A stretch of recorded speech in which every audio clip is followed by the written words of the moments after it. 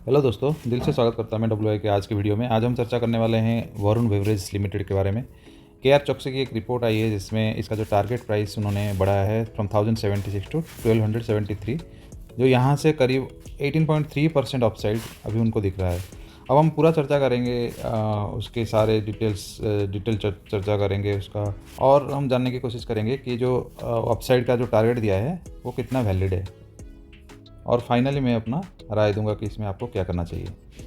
जैसे कि आपको पता ही है कि वरुण बेवरेज एक की प्लेयर है बेवरेज इंडस्ट्री का, और ये लार्जेस्ट फ्रेंचाइज है पेप्सिको का आउटसाइड यूएसए में। ऐसा ये सबसे लार्जेस्ट है उनका फ्रेंचाइज। यूएस के बाहर में कहीं कोई भी कंट्री आप ले लो, यही है जो सबसे बड़ा फ्रेंचाइज है उनका। और 90% उनका जो बेवरेज सेल्स वॉल्यूम इंडिया में होता है, और बाकी इनका जो franchise Nepal, Sri Lanka, Morocco, Zambia, Zimbabwe में है। और इसका जो 80.4% रेवेन्यू फ्रॉम ऑपरेशंस इंडिया से ही आता है। और फाइनल जो टारगेट की बात कर रहा हूँ, ये पी मल्टीपल ऑफ 55 दिया है, और ईपीएस ऑफ 23.2। ये हम डिस्कस करेंगे जब हम प्रॉफिट लॉस के स्टेटमेंट में जाएंगे। तो आप वरुण बेवरेज का आप देखेंगे 1 ईयर में, अगर कंपैरिजन करेंगे निफ्टी 50 से, तो अभी भी आप देखते हैं 51.53% आउट परफॉर्म किया है निफ्टी को। निफ्टी जब इस ड्यूरेशन में 13.37% कर रहा था, ये 51%।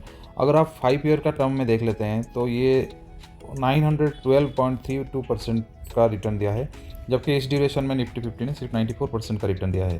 तो इसने ये बात तो है कि निफ्टी 50 को आउट परफॉर्म किया है। और इनको क्यों लग रहा है, इसको उसके रिलेटेड आप देख सकते हैं पॉइंट्स है, जैसे strong engagement with PepsiCo. PepsiCo के साथ एंगेजमेंट उनका स्ट्रॉन्ग है, और पेप्सिको जैसे ब्रांड के साथ रिलेशनशिप है।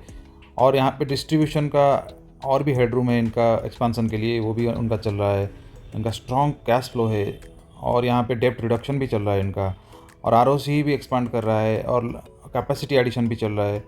और जितने भी की ग्रोथ ड्राइवर है, जैसे सॉफ्ट ड्रिंक्स, सिर्फ पेप्सिको के और भी different soft drinks, juices, diary products also इन्होंने अपने पोर्टफोलियो में ऐड किया है। और आउटसाइड इंडिया में इनका ये अपना जो बिज़नेस को ग्रो कर रहे हैं, आउटसाइड इंडिया में भी इनका फोकस है। तो ये सब की पॉइंट्स हैं जो उनको लग रहा है कि के आर चौकसी को कि ये वैल्यूएशन इनका इतना होगा। अगर ब्रांड की बात किया जाए तो आप देख सकते हैं ये सारे ब्रांड्स हैं जो कि पॉपुलर ब्रांड्स है। कोई मतलब आप कोई भी ब्रांड उठा लो, स्टिंग एनर्जी ड्रिंक आया है, कार्बोनेटेड सॉफ्ट ड्रिंक्स, ये सारे हैं। ये सारे आप पॉपुलर ब्रांड्स आपने कहीं ना कहीं इधर एडवर्टाइजमेंट में देखा होगा, खुद आपने ड्रिंक किया होगा। यहाँ पे एक्वाफिना, जो पैकेज ड्रिंकिंग वाटर के सेगमेंट में, ये सारे पॉपुलर ब्रांड्स हैं। जिस जूस का मैं बात कर रहा था, ये सारे रिसेंटली एडेड इनका जो सेगमेंट में है।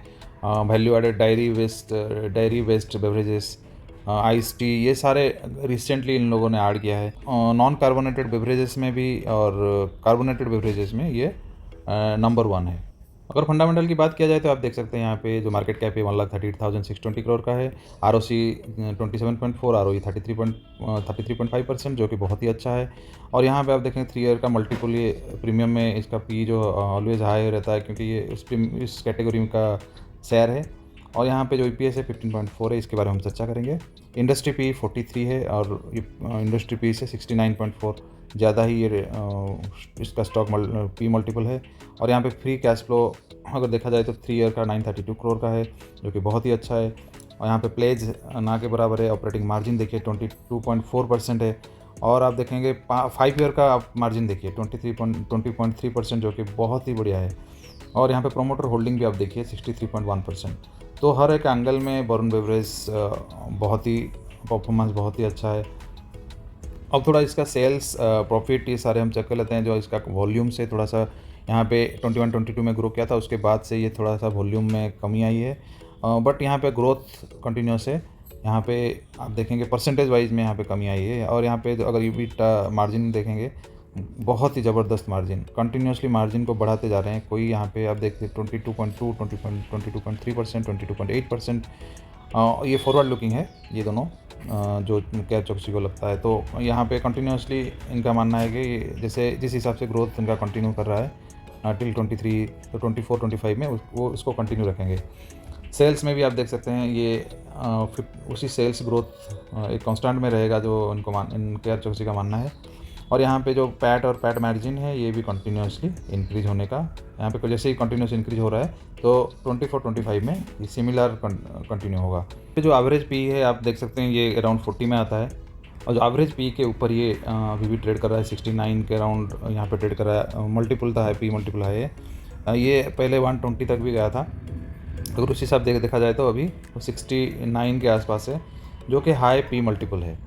अब आते हैं तो रियल कैलकुलेशन करके मैं बताऊंगा। यहाँ पे आप देख सकते हैं किस हिसाब से इनका ग्रोथ स्ट्रक्चर है, सेल्स में कैसा ग्रोथ है, बोथ टॉप लाइन और बॉटम लाइन आप देखेंगे इसमें कहीं कोई आपको डाउट नहीं लगेगा। जो ग्रोथ आप देख सकते हैं इसी टाइप का ग्रोथ है, कंटिन्यूसली ग्रोथ करते ही जा रहा है। आप देखेंगे यहाँ पे अभी तक वो 15.39 का EPS अचीव कर चुका है, और यहाँ पे जो मार्जिन आप देखिए कंटिन्यूस जिसका मैं बात कर रहा था, कंटिन्यूस मार्जिन इंक्रीजिंग ट्रेंड पे है, जो कि बहुत ही अच्छा है कंपनी के प्रॉफिटेबिलिटी के लिए और इनका जो EPS ग्रोथ के लिए, और ये किस हिसाब से इसका EPS ग्रोथ भी हो रहा है आप देख सकते हैं। अब केआर चौकसी का जो मानना है ईयर 25, मतलब मैं यहाँ से 1 ईयर to 2 ईयर का बात कर रहा हूँ, तो इनका जो EPS आएगा वो 23.2 हो सकता है, जिस हिसाब से ग्रो कर रहे हैं। ये फॉरवर्ड लुकिंग में बात कर रहा हूँ। और अगर पी मल्टीपल, अभी का पी मल्टीपल अगर देंगे जो 69 इसका पी मल्टीपल होता है, मैं 69 मान के चल रहा हूँ, तो जो प्राइस निकल के आता है, प्राइस जो निकल के आता है वो 1600 का आता है, और यहाँ पे 1600 का प्राइस आता है अगर मैं पी अभी के मल्टीपल के हिसाब से देता हूँ, जो कि हाई वैल्यूएशन के हिसाब से। अगर मैं इसको 40 के हिसाब से करता हूँ, जो इंडस्ट्री पी के 43 है, इंडस्ट्री पी जो 43 है उसके हिसाब से करता हूँ, तो हम कैलकुलेट कर लेते हैं। तो इसका जो प्राइस निकल के आता है अगर इंडस्ट्री पी 43 है और EPS 23.2, 1-1.5 साल का जो नज़रिया के हिसाब से 23.2 आता है, 2 साल मान के चलिए 25 तक, तो यहाँ पे जो प्राइस निकल के आता है वो 997 आता है अगर मैं इसके हिसाब से चलता हूँ, इंडस्ट्री पी के हिसाब से चलता हूँ, जो कि यहाँ पे ये ऑलवेज हायर पी मल्टीपल में रहेगा ही रहेगा। अगर केआर चौकसी के हिसाब से आप पी लेंगे तो केआर चौकसी का जो पी वैल्यू है वो अराउंड है 55 का, और यहाँ पे जो EPS निकल के आता है वो 23.2 सिमिलर है, और इसका जो प्राइस सामने आता है वो होता है 1273 का, जो कि इनका टारगेट इन्होंने केआर चौकसी ने दिया है अपने रिपोर्ट में। तो इस हिसाब से आप देख लीजिए किस हिसाब से इसका प्राइस स्ट्रक्चर्ड है, तो उस हिसाब से आप अपना डिसीजन ले सकते हैं। अब अगर हम शेयर होल्डिंग पैटर्न का बात करते हैं, तो शेयर होल्डिंग पैटर्न में यहाँ पे थोड़ा सा, यहाँ पे अगर देखेंगे प्रोमोटर ने अपना हिस्सेदारी थोड़ा सा कम किया है, 52.52% का कम किया है, जबकि यहाँ पे आप देखा जाए तो फ्रॉम जून टू सितंबर में FI ने अपना होल्डिंग बढ़ाया है, और यहाँ पे DI ने भी यहाँ से अगर कंटिन्यूस देखेंगे तो पहले से तो ये DI ने अपना होल्डिंग कम किया था फ्रॉम 22 से लेके, बट यहाँ पे थोड़ा सा आप अपना होल्डिंग ये बढ़ा रहे हैं, 0.20 का 20% का होल्डिंग बढ़ा रहे हैं, और यहाँ पे पब्लिक अपना होल्डिंग कम कर रहा है। यहाँ पे आप देख सकते हैं पब्लिक अपना होल्डिंग कम किया है। अब चार्ट के हिसाब से चलते हैं।